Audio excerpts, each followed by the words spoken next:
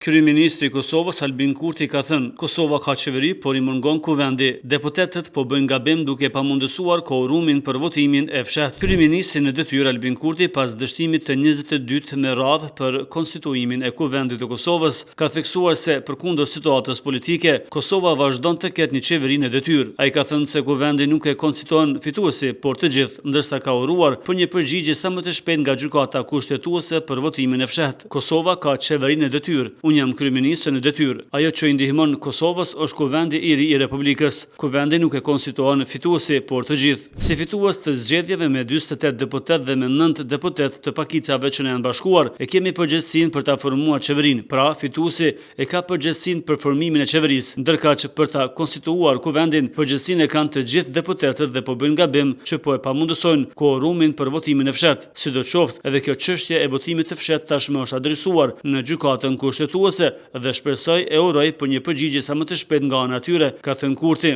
Ndërkaq, kryeministri Kurti nuk ka pranuar të përgjigjet para gazetarëve në lidhje me pyetjet me bastësisit e fundit në 4 lokacione të ndryshme të kryera kundër hetimeve për dhënie me qirat të fabrikës së mbetjeve shtazore.